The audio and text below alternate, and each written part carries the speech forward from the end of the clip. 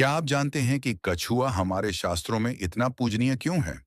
भागवत पुराण, विष्णु पुराण और अन्य ग्रंथ बताते हैं कि समुद्र मंथन के समय जब देवता और दैत्य मंदराचल पर्वत से अमृत निकालना चाहते थे, तो पर्वत समुद्र में डूबने लगा।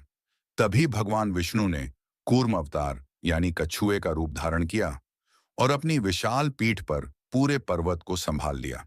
इसीलिए कछुआ धर्म, धैर्य और स्थिरता का प्रतीक माना जाता है। स्कंद पुराण और गरुड़ पुराण में वर्णन है कि कछुआ लक्ष्मी जी से जुड़ा हुआ है।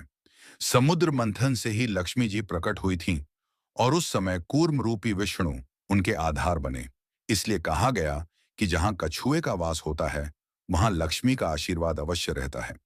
वास्तुशास्त्र में भी कछुए का विशेष महत्व है।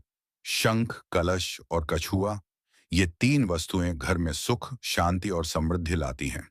शिल्प शास्त्र में तो मंदिर की वेदी पर कछुए की आकृति बनाई जाती है, जिस पर देव मूर्ति स्थापित होती है। इसका अर्थ है कि पूरा धर्म और पूजा उसी धैर्य और स्थिरता पर टिका है जो कूर्म ने समुद्र मंथन में दिखाया। योग शास्त्र में भी कछुए का उल्लेख है।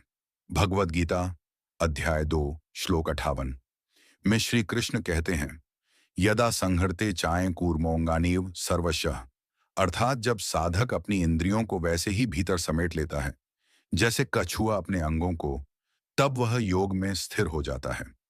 इसलिए कछुआ केवल एक जीव नहीं, बल्कि धैर्य, आत्म संयम, स्थिरता और लक्ष्मी कृपा का शाश्वत प्रतीक है।